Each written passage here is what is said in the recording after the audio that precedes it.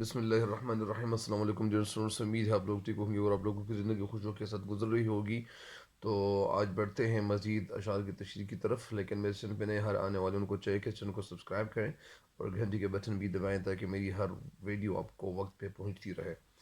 تو آج بڑھتے ہیں مزید اشعار کی تشریح کی طرف۔ آج کا جو پہلا شعر ہے وہ یہ ہے کہ انہیں تسکین ہے پہلی لکیروں کی فقیری میں، انہیں تسکین ہے پہلی لکیروں کی فقیری میں، یہ کھوئے ہیں تمنا کی ضعیفی اور پیری میں، یہ کھوئے ہیں تمنا کی ضعیفی اور پیری میں۔ تسکین کے معنی کیا ہے؟ تسکین کے معنی خوشی، شانتی، قرار، چین، آسودگی، فرحت، انبساط اور ڈھارس بھی آپ کر سکتے ہیں۔ تسکین کو خوشی، فرحت، انبساط، دلاسا، ڈھارس، اطمینان، آسودگی، فرحت، شانتی، قرار، بہجت اور آرام۔ پہلی لکیروں کی فقیر میں، لکیر کے فقیر وہ لوگ جو پرانے طور طریقوں کو اپنا کر زندگی گزارتے ہیں، مطلب وہ کچھ نئے نہیں کرتے، بس اسی طریقے پہ، اسی طرز پہ، اسی ڈھنگ پہ اپنی زندگی گزارتے ہیں اور وہ کہتے ہیں کہ بس ہم اسی میں خوش ہیں۔ یہ کھوئے ہیں تمنا کی ضعیفی اور پیری میں، اور یہ لوگ جو ہوتے ہیں تو یہ کھوئے رہتے ہیں، مطلب یعنی یہ غرق رہتے ہیں، مشغول رہتے ہیں، مستغرق رہتے ہیں، مہو رہتے ہیں، منہمک رہتے ہیں، یعنی یہ سارے معنی ہے۔ تمنا کے معنی ہے خواہش، ضعیفی یعنی جو کمزور جو خیال ہوتا ہے، اور پیری میں۔ اچھا، شاعر اس شعر میں ہمیں کہنا یہ چاہتے ہیں، بتانا ہمیں یہ چاہتے ہیں کہ لکیر کا فقیر ہونا، یہ پرانے خیالات کو یعنی وہ اپنے ذہن میں رکھنا، یعنی شاعر شعر میں ہمیں کہنا یہ چاہتے ہیں کہ ہمارے قوم کے جو لوگ ہیں اس میں زیادہ تر لوگ ایسے ہیں کہ وہ پرانے طور طریقوں پہ اپنی زندگی گزار رہے ہیں۔ ان کے لیے پرانے طور طریقے،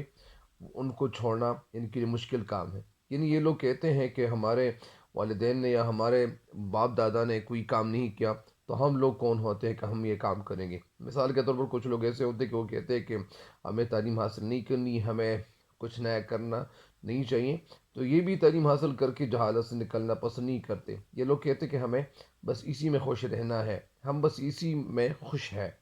اور کہتے ہیں کہ ہمیں اللہ تعالیٰ سے کچھ مانگنا نہیں ہے۔ آپ کو میں نے پہلی ویڈیو میں بھی بتایا تھا کہ ایک شاعر ہے، وہ کہتے ہیں کہ خدا نے آج تک اس قوم کی حالت نہیں بدلی، خدا نے آج تک اس قوم کی حالت نہیں بدلی، نہ ہو جس کو خیال آپ اپنی حالت کے بدلنے کا۔ وہ قوم جو اپنی حالت بدلنے کی کوشش نہیں کرتی تو وہ قوم، اللہ تعالیٰ اس قوم کی حالت کیسے بدل سکتا ہے؟ یعنی یہ تو اللہ تعالیٰ نے اپنے کلام میں فرمایا ہے۔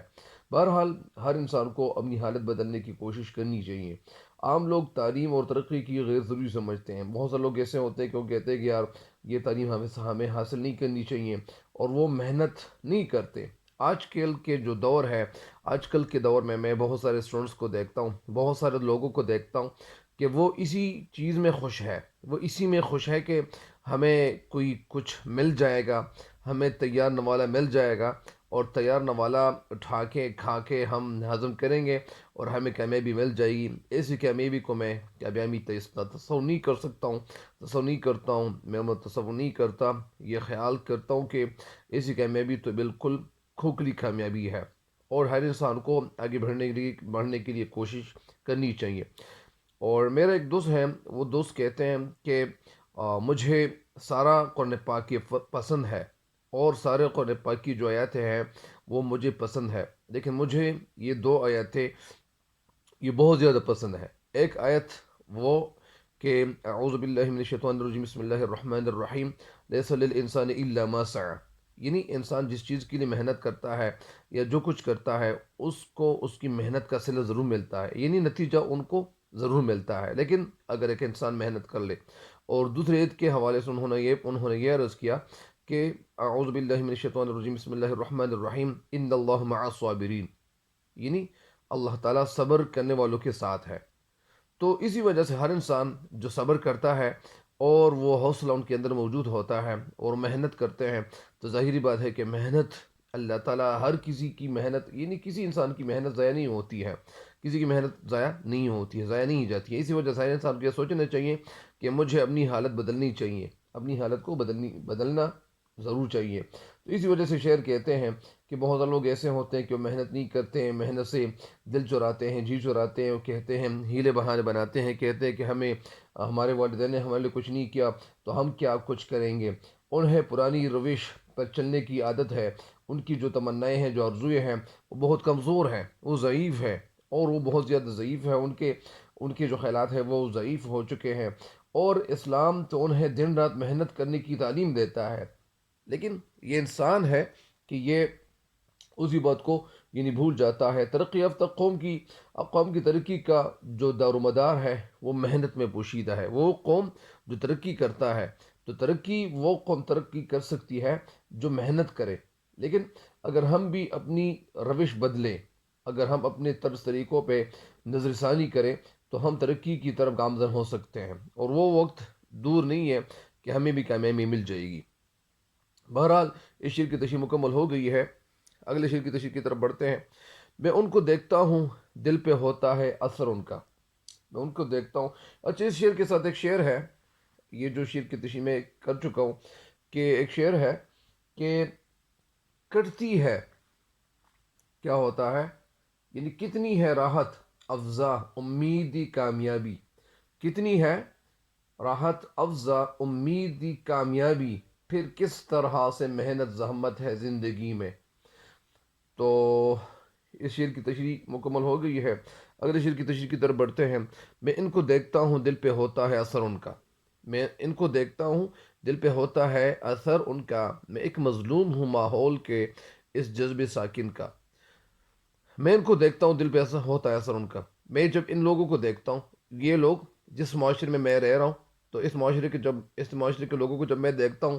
اور میں ایک مظلوم ہوں، مجھ پہ ظلم کیا جا رہا ہے، ماحول کے اس جذب ساکن کا، اس جذب ساکن کا، میں اس ماحول میں پلا بڑھا ہوں، میں اسی ماحول میں رہائش پذیر ہوں، میں اسی ماحول میں زندگی گزارتا ہوں۔ ظاہری بات ہے کہ جیسا یہ کہا جاتا ہے کہ ماحول جس طرح ہوتا ہے، ماحول کے لوگ جس طرح ہوتے ہیں، تو ماحول کا اثر اس شخص پہ ضرور ہوتا ہے۔ جذب کے معنی ہے سرایت کر جانا، اور جذب ساکن کا مطلب یہاں پہ یہ ہے کہ سرایت کر جانا، کوئی بیماری جس معاشرے میں ہو، وہ بیماری ان کے اندر چلی جاتی ہے، اور ساکت کا مطلب کیا ہے، منجمد ہونا۔ تو یہاں پہ اس شعر میں ہمیں کہنا یہ چاہتے ہیں، بتانا ہمیں یہ چاہتے ہیں کہ میری جو قوم ہے، میری قوم کے لوگ، پہلے شعر کی اور اس شعر کی تشریح زیادہ تر ایک جیسی ہے، لیکن بہرحال اس شعر میں شعر کہنا ہمیں یہ چاہتے ہیں کہ میری قوم کو دن رات محنت کرنی چاہیے، اور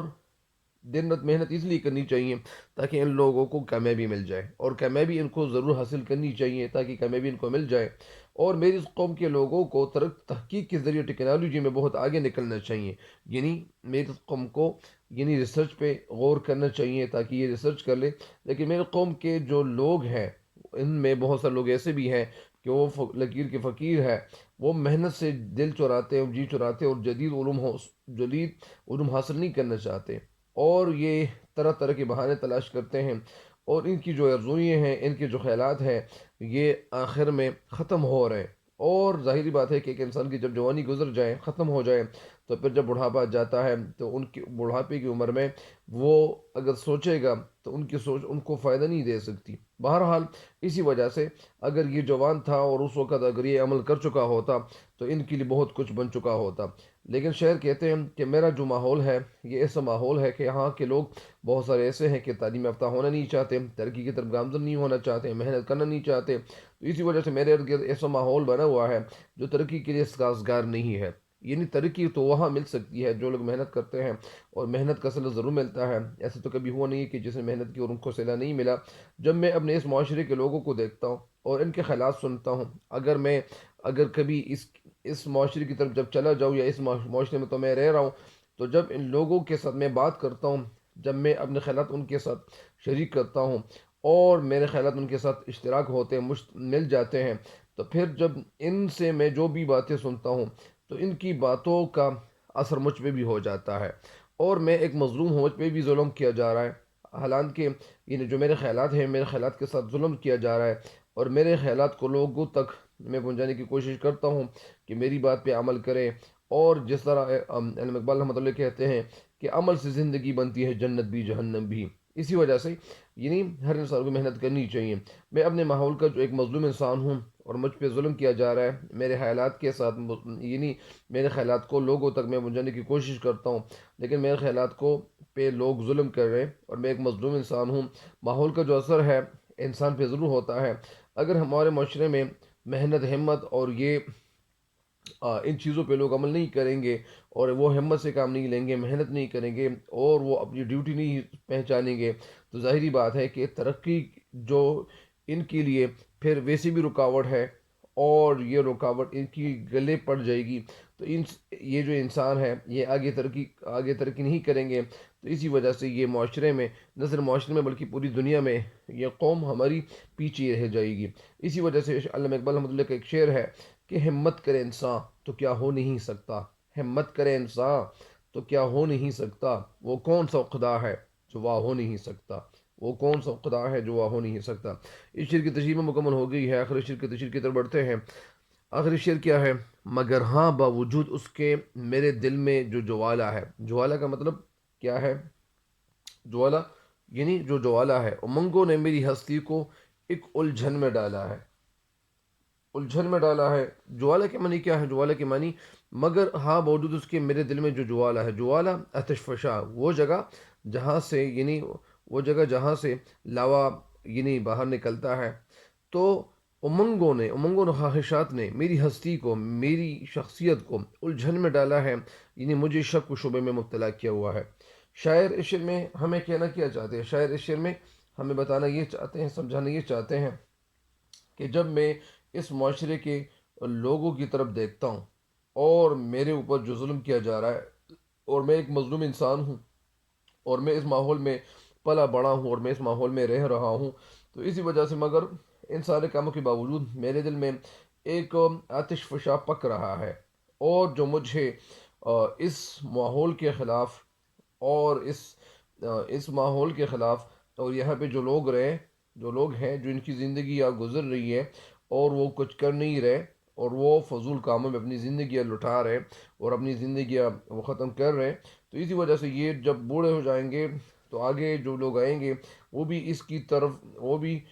کی طرفداری کریں گے، اور وہ لوگ بھی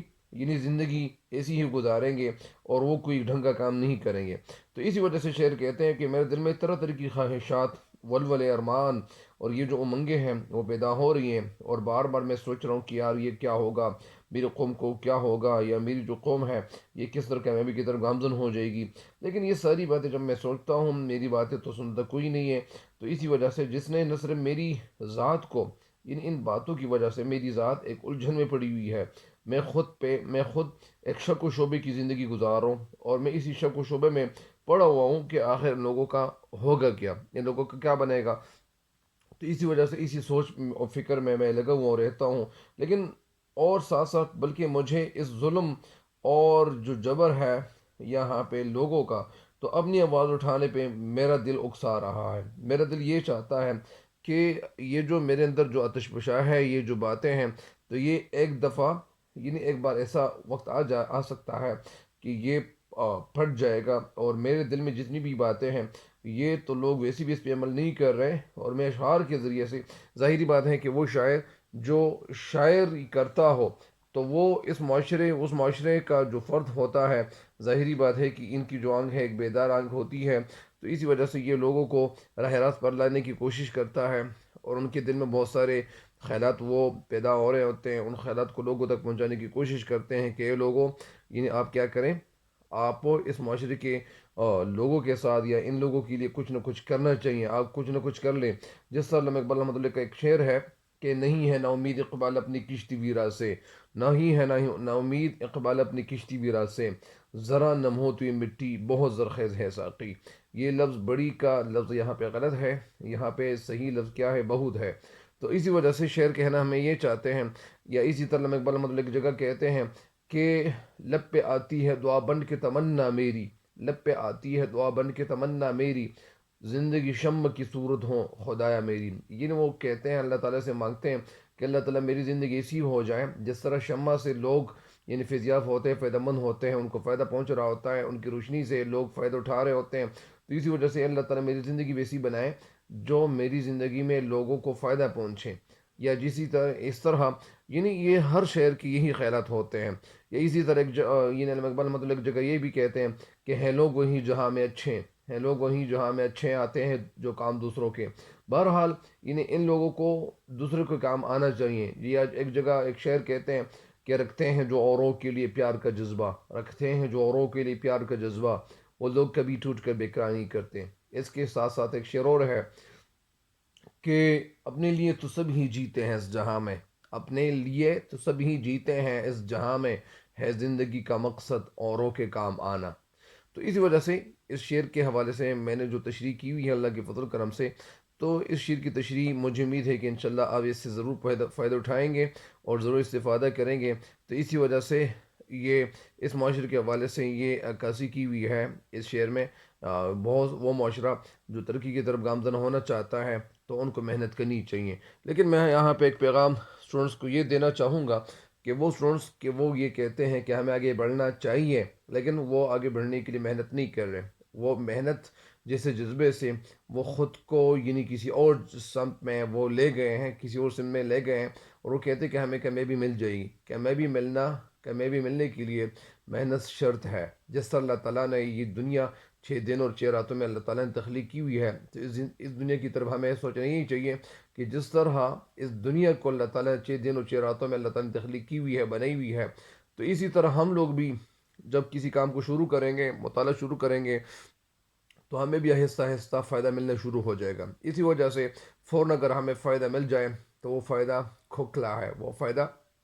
صحیح نہیں ہے۔ تو آج کے لیے اتنی ہی کافی ہے۔ تب تک کے لیے مجھے دیجیے گا اجازت۔ اللہ تعالیٰ آپ لوگوں کو خوش رکھیں۔ اللہ نگہبان۔